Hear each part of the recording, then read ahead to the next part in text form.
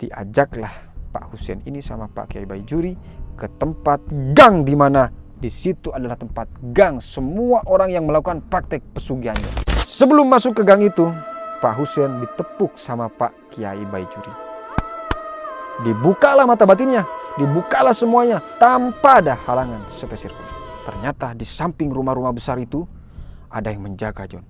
Rumah-rumah besar itu ternyata ada ular besar, ada gundruwo, ada orang yang berjalan, ada kuda yang berleher manusia, ada naga, semuanya. Ternyata memang benar di gang ini yang namanya Gang Macan ini ternyata dihuni oleh orang-orang yang semuanya menghanut 100% menghanut ilmu pesugihan.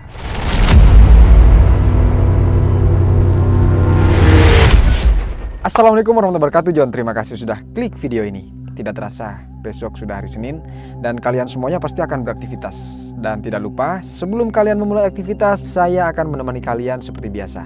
Dan kali ini saya akan memberikan cerita horor, yaitu yang terjadi pada keluarganya kakek, yaitu kakek Husein. Di mana di suatu kampung itu ada suatu gang yang dimana dihuni oleh seluruh orang kaya. Jadi di antara kampung itu, cuman gang inilah yang penghuninya mayoritas orang tajir semuanya, sultan semuanya. Rumahnya luar biasa besar-besar, gedung-gedung, John. Bagaimana kisah selanjutnya? Langsung aja kita masuk ke ceritanya.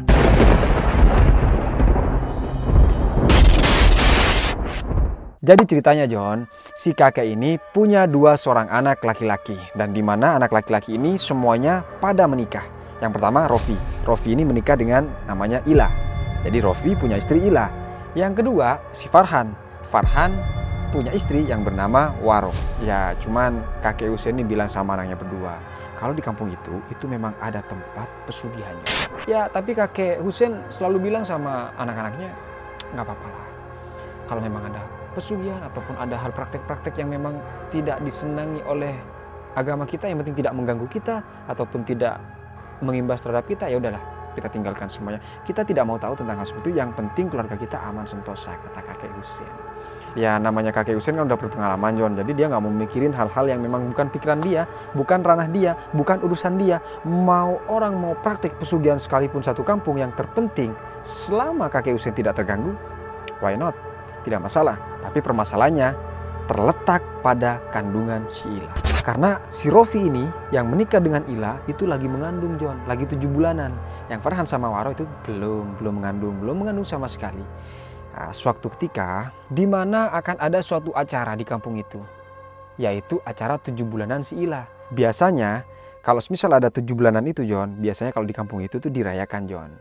Ya, namanya juga 7 bulanan pasti ada siram-siraman. Cuman di kampung ini kalau 7 bulanan itu, John, ya mereka itu kayak memakai masih adat istiadat. Adat istiadat tentang kayak memakai kerudung.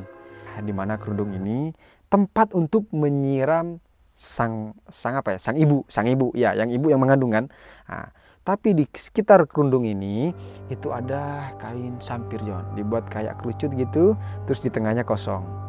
Nah, terus di tengahnya itu kayak ada air sama kelapa, ya kayak rempah-rempah lah, intinya kayak ada kalau misal kita ada selamatan, ya seperti itulah, John. Dimana kerudung ini harus dijaga semalaman, John. Takutnya kerudung ini terjadi apa-apa, John. Karena ini bisa dijadikan syarat spiritual bagi orang-orang yang menyalahgunakan semuanya. Tiba-tiba sebelum acara dimulai ada Bu Sulfi datang. Bu Sulfi datang membawa beras. Dikasihlah sama si Ila. Ini beras hitung-hitung buat selamatan. Ini beras hitung-hitung ya buat ngasih ke semuanya warga-warga di sini ketika mengadakan selamatan 7 bulan kamu, hitung-hitung buat tambah-tambah. Terima kasih Bu Sulfi. Senanglah si Ila karena di sekitar warganya banyak yang membantunya. Terus lanjut cerita, pulanglah si Bu Sulfi. Karena Bu Sulfi sudah merasa senang karena sudah memberikan beras yang 1 karung yang sudah sangat banyak terhadap Ila. Pulanglah si Bu Sulfi, John. Kita balik lagi ke kerudung, John. Semua para warga-warga, terutama bapak-bapak, menjaga kerudung itu agar tetap terjaga aman. Ya, namanya selamatan. Semuanya para warga itu kompak agar hal-hal yang tidak diinginkan tidak terjadi. Terus di mana kampung itu memang diprioritaskan adalah gotong royong dan kekompakan, John. Itulah luar biasanya. Disinilah Kiai Bajuri ini datang mengumpulkan bapak-bapak. Bapak-bapak ayo kumpul. Sudah sholat isya belum? Belum Pak Kiai, belum. Ya udah kalau masih belum, ada satu orang yang jaga, kita semuanya pergi ke musola untuk sholat isya. Pergilah semuanya para warga-warga bapak-bapak ini untuk sholat isya, diimami oleh Kiai Bajuri ini, Jon. Kebetulan Kiai Bajuri ini memang tokoh di kampung itu, orang pintar dan juga orang alim di kampung itu, Jon. Ya otomatis dia juga yang menyelamatkan semuanya, yang mendoakan janinnya atau kandungan si Ila. Tiba-tiba, Jon, ketika semuanya sudah pergi, warga-warga semuanya sudah pergi, perutnya si Ila mulai sakit, Jon. Entah kenapa Ila ini gak pernah mau lahiran dalam waktu 7 bulan. Ila ini juga gak pernah makan sembarangan. Tiba-tiba sakit. Teriaklah terus Ila. Ternyata ada yang melihat ibu-ibu warga di situ. Air yang tadi, yang ada di degan sama rempah-rempah tadi, itu berubah menjadi warna merah, Jon. Bingunglah si ibu-ibu ini. Teriaklah para warga-warga. Teriaklah semuanya ke bapak-bapak. Teriaklah yang ada di musola tadi. Terus ketika Kiai Bajuri mengatakan Assalamualaikum warahmatullahi, langsung bergegas terhadap ke kerundung itu, Jon, dan langsung melihat kondisi si Ila. Apa yang terjadi ketika melihat kondisi si Ila? Kiai Bajuri kan orang sakti, orang pintar, orang yang bisa melihat apa yang tidak bisa orang lihat, Jon. Dia langsung mengelilingi kerundung itu selama 7 kali. Setelah dia mengelilingi 7 kali, terus dia melihat kenapa air ini berubah menjadi merah. Sejak kapan air ini berubah jadi merah? Sejak Pak Kiai ke musola, Pak Kiai diganti. Setelah semuanya diganti, perut si Ila semuanya mulai membaik, Jon. Yang sakit tidak ada yang sakit, semuanya normal kembali tanpa ada terkecuali. Tiba-tiba Kiai Bajuri ini bertanya sama si Ila, apa yang kamu lakukan tadi sampai kamu bisa sakit perutnya? Apa jawaban Ila? Saya nggak ngapa-ngapain kok Kiai, saya cuman terima beras sama yang punya beras. Disitulah, Jon, ada yang teriak-teriak, 7 perempuan. Bingunglah semuanya. Bingung. Terus Kiai Bajuri keluar dari rumah dari si Ila. Terus dia mendongak ke atas. Tiba-tiba seorang 7 perempuan terbang di atas, berwarna putih bajunya. Dia ketawa-ketawa. Apa yang terjadi, Jon? Pak Kiai itu melihat ke atas, ternyata ada wajah Bu Sulfi di situ. Orang yang dimana memberikan beras terhadap si Ila. Mulai terkuak. Ternyata Pak Kiai Bajuri itu bisa langsung melihat bahwa di situ ada wajah Bu Sulfi. Otomatis Pak Kiai Bajuri bertanya sama si Ila, kamu kenal sama Bu Sulfi itu? Iya, Bu Sulfi barusan memberikan beras sama saya, terus berasnya saya campur. Langsunglah, namanya Pak Kiai, namanya orang pintar, dia pasti mengetahui apa yang tidak orang ketahui. Ternyata Bu Sulfi inilah yang melakukan pesugihan juga. Tanpa langsung menunggu lama-lama, Pak Kiai meminta beras yang diberikan terhadap si Ila. Mana berasnya yang kamu campur tadi? Diambillah sama si Ila, Jon. Tiba-tiba, ini Pak Kiai, dibacainlah ayat-ayat suci atau dibacainlah semuanya hal-hal yang sekiranya beras ini memang tidak terkontaminasi sama kandungan si Ila. Pak Kiai bertanya sama si Ila, apa kamu sudah memakan beras ini dan kamu sudah memasak beras ini? Ternyata tidak, Jon. Alhamdulillah, katanya Pak Kiai. Pak Husein mulai sekarang ikut saya. Tanpa menjawab iya atau tidak, Pak Husein langsung ikut, Jon. Entah kemana yang diajak sama Pak Kiai Bajuri. Ternyata diajaklah Pak Husein ini sama Pak Kiai Bajuri ke tempat gang, di mana di situ adalah tempat gang semua orang yang melakukan praktek pesugihan, Jon. Sebelum masuk ke gang itu, Pak Husein ditepuk sama Pak Kiai Bajuri. Dibukalah mata batinnya, dibukalah semuanya tanpa ada halangan sepeser pun. Ternyata di samping rumah-rumah besar itu ada yang menjaga, Jon.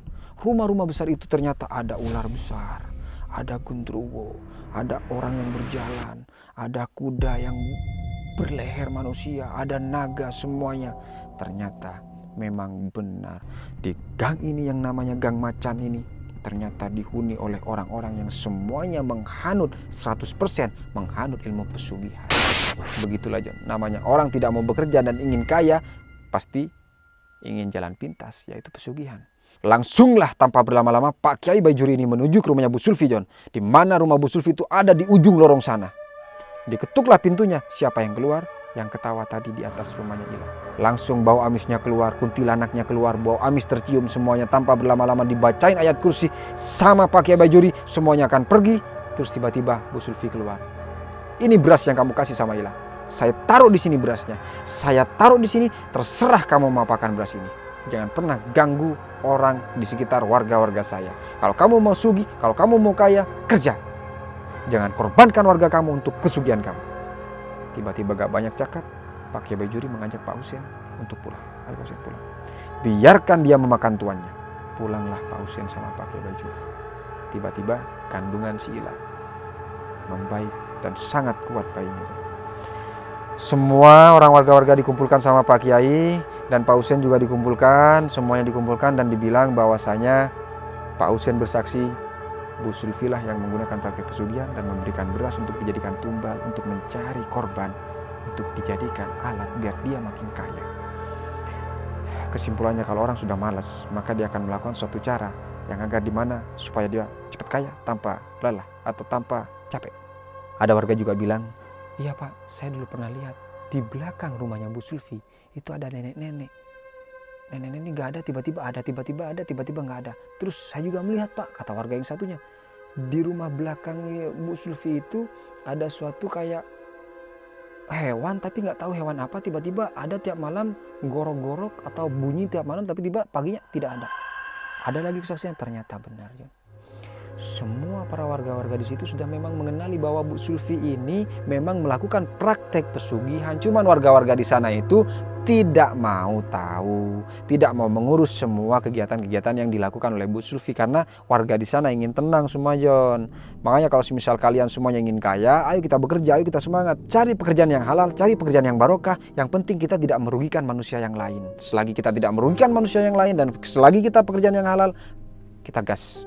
Kita harus semangat, kita harus menjadi manusia-manusia yang berguna, bukan malah menumbalkan semua warga-warganya atau menumbalkan tetangganya untuk kenikmatan kita sendiri, John. Kesimpulan dari cerita ini adalah yang saya sampaikan tadi, bahwa mau kaya harus kerja, mau kaya harus capek, mau kaya harus kuat, mau kaya harus berpikir.